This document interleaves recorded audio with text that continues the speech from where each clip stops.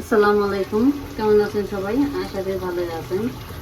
তো রান্নায় চলে আসছি। প্রতিদিনই কিন্তু রান্নাটা সময় শেয়ার করা হয় বেশিরভাগ। তো আজকেও আমি রান্না করার সময় শেয়ার করছি।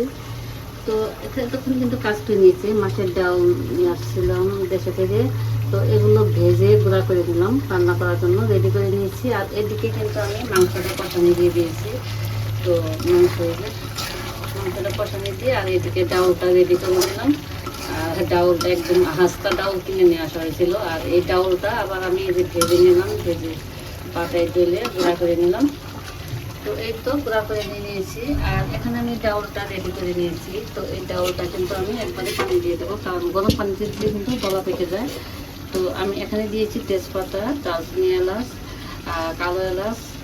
আর এখানে দিয়েছি আদা রসুন বাটা, গরম মশলা বাটা, জিরা বাটা, পেঁয়াজ বাটা, সামান্য একটু হলুদের গুঁড়া, সামান্য একটু মরিচের গুঁড়া, আর সাথে কাঁচামরিচ দিয়ে দিয়েছি কেটে। আর এখন আমি যে পানি দিয়ে এতে ফুলাই নেব। আর এতে কিন্তু গরম পানিতে দিলে দলাটা পেকে যায়, ঠান্ডা পানিতে দিলে একবারে দিলে তাহলে সুবিধা আর কি, একদম পারফেক্টভাবে ফুলানো হয়ে যায়।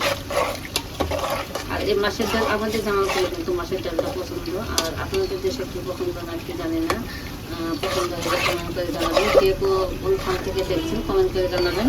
আর এই যে আমি ডালটা গুঁড়ায় রাখছি, আর এটা যাতে একটাও গুটি না থাকে,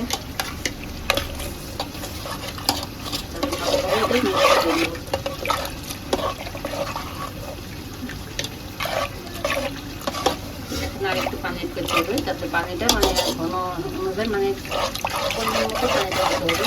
তো এখন আমি আরেকটু পানি এড করে দেবো।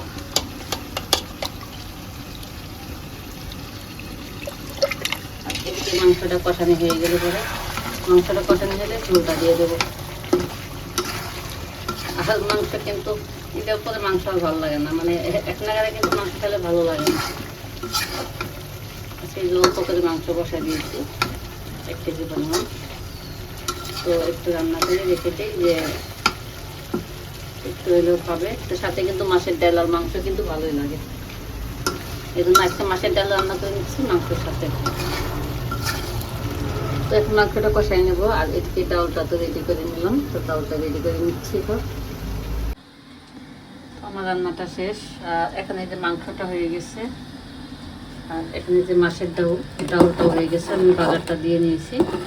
তো ভাতটা রান্না হয়ে গেছে, ভাতটা রান্না করলাম আর মাছের ডাউল রান্না করে নিলাম। আর এখানে যে মাংসের তরকারিটা হয়ে গেছে, দুপুরে খাবারটা রেডি।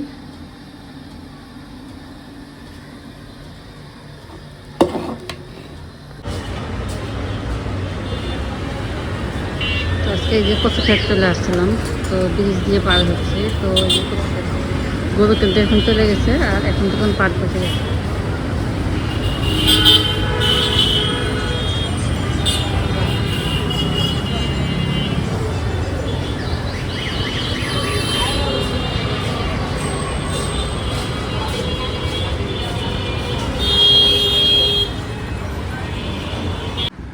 তো বিকালে কচু ক্ষেত গিয়েছিলাম, তো একটু শেয়ার করা হয়েছে। আর কচু ক্ষেত থেকে আসলাম সন্ধ্যার পরে। তো সন্ধ্যার সময় ছাদে শুটকি নেড়ে দিয়েছিলাম। আর এটা কিন্তু গরু মাংস শুটকি, তো এই শুটকিটা নেড়ে দিয়েছিলাম। তো শুটকিটা কিন্তু একদম শুকায়ে কালো হয়ে গেছে, আর সব দই দিলাম একদম শুকায়ে গেছে।